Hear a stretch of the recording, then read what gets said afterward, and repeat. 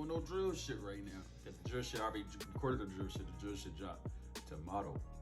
But right now we got that boy in the sense, and when I say he like one of the best, like he break down the story so well. Like he a great narrator to me. Like I like his videos. But today we got a Florida woman face shot her baby daddy after losing the fight. Like, bitch, how you mad cause you lost? You gonna kill me cause you got your ass beat? That's wow. Wow, he should have been watching. See, that's I'm speechless with that, cause it's like, damn, like how you mad cause you lost? You got that ass beat. It ain't got nothing to do with me. Like, not a thing. I mean, if he there and he just watching her get her ass beat, if it's by a dude, then yeah, I get it. But you can fighting a shorty, you got your ass beat, and it's a one, that's on you. Like, I'll bring it up. Like, if somebody jump you, of course I'm gonna jump in, like, be knocking heads off shoulders. But you gonna kill me because you got your ass beat. All right, psychopath. Like, come on now.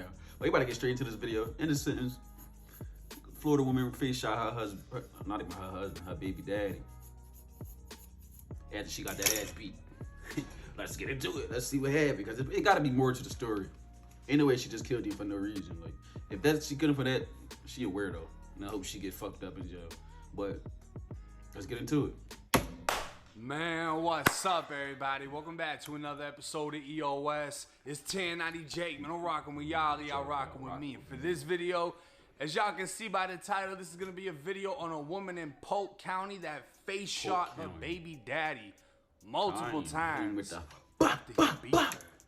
November 11th, 2020. See, what I say, I told y'all it was more to the story. There's no way she lost to somebody else and then just killed him. He beat her ass and then she shot that nigga. Let's get back to the video. Just after 1 in the morning, the Lakeland Police Department received a call for a shooting on Kentucky Ave.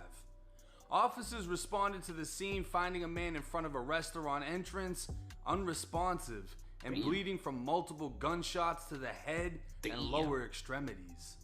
Officers began performing life-saving measures until the victim was transported to the hospital, dying only 30 minutes later. He did. While on scene, officers were contacted by witness number 1, who informed officers she was present when the shooting occurred and used her cell phone to record what happened. Damn. The witness willingly surrendered her phone to police, providing the passcode, and identified the shooter as a black female named Cherry, further stating the dead man was her baby daddy. The victim was identified as 31-year-old Dakeem Jones, who was well known to the Polk County sheriffs, and the suspect, Cherry, she was identified as 30-year-old Sharania Gornell. Speaking with investigators, witness number 1 said she was at a hookah lounge with both of them. Dakeem had gotten into a fight with multiple men at the bar, resulting in everyone being kicked out.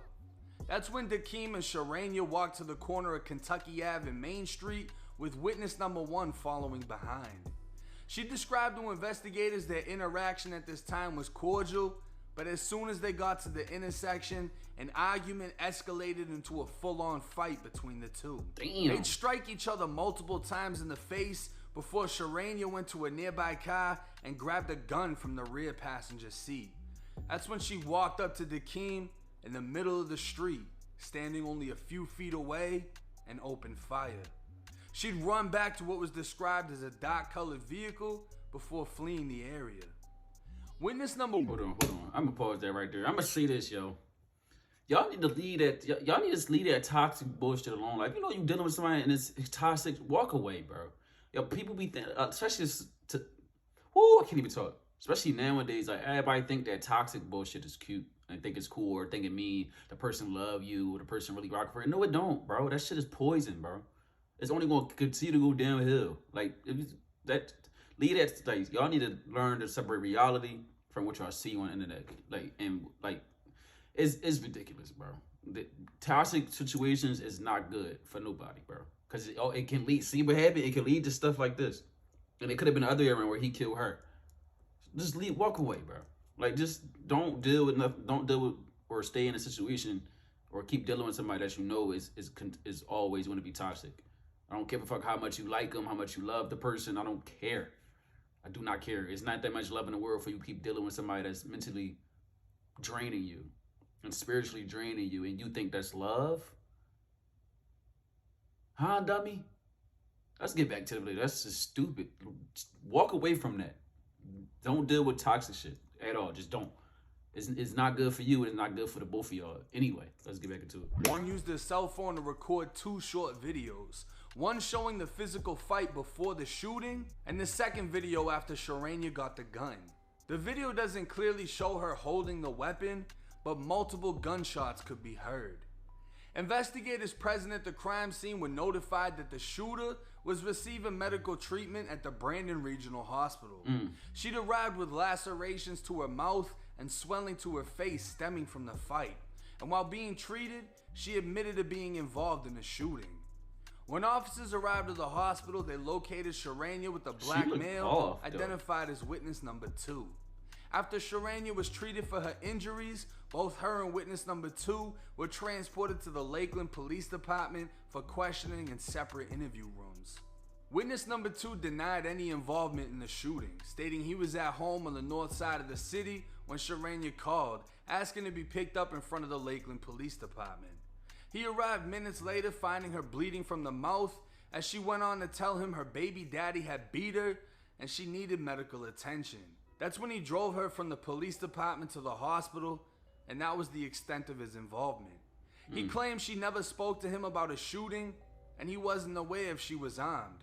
She was in possession of a purse when he picked her up, and that same purse was still inside of his vehicle. Now, speaking with Sharanya, she'd admitted to discharging her firearm in the direction of Dakeem. She said it started in the middle of the roadway.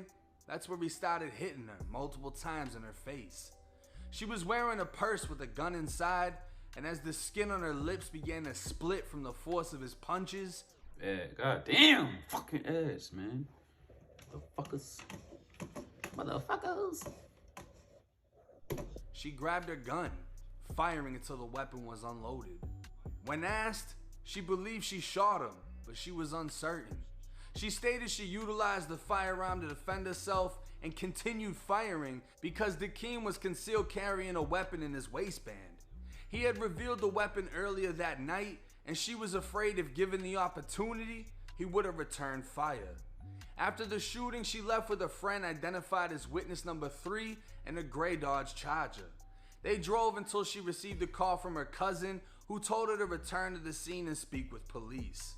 Witness number 3 drove her back to the incident location, but stopped a short distance away because he didn't want any involvement in the case. Sharanya says she began walking towards the shooting scene when she became nervous seeing the large amount of police present. That's when she called witness number 2 to pick her up. She told investigators she didn't dispose of the firearm, and the 9mm Springfield Hellcat was recovered from her purse. Reviewing the video, investigators noticed Sharanya was wearing the same green 2-piece sweatsuit on video as she was in the interview room. But more importantly, she was not seen wearing a purse at any time in the video, including the fight like she claimed. This means she would have had to create distance between her and the victim to retrieve the firearm, therefore displaying intent to commit a crime by arming herself and shooting the victim multiple times. She claimed the shooting was because it's different. It's different if you got it on. I mean, I understand where she's coming from. Like, I get it, because who's to say the nigga do look like he would have? And I mean, he beating on you. If somebody beating on you, bro, like, if somebody beating on you, like, it's no questioning or what they'll do. Like, they'll do anything. Like, they will. And I get where she coming from, but it kind of looked bad from you, from it going from there to you running to the well to go get the gun, rather than you already having it on you. If she already had it on her, then that's definitely self-defense. Like, oh shit, this nigga whooping my ass, I gotta defend myself. But you ran to the car, yo, it was a distance. You could have just ran to the car or called somebody, dipped off. But you ran to the car, got the gun, and then went to killing.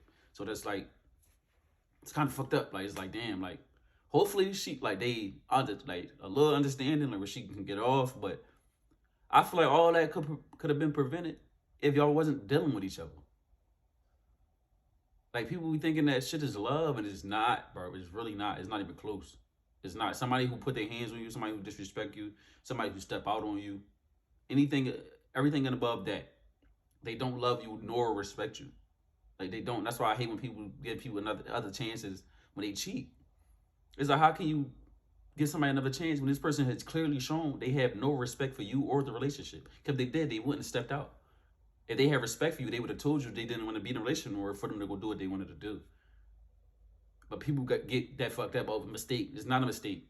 Everything is a choice, my nigga. Everything is a choice. I don't care what nobody say. Everything is a choice. Especially when it comes to loyalty and respect. But we gonna get back to the video.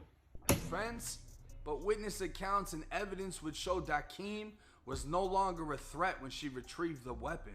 Therefore, she committed second-degree murder, was arrested in the interview room, and booked into the Polk County Jail, where she remains with no bond and faces a possible life sentence in Florida State Prison. Now, there's a fine line between a stand-your-ground self-defense case in the state of Florida and murdering somebody.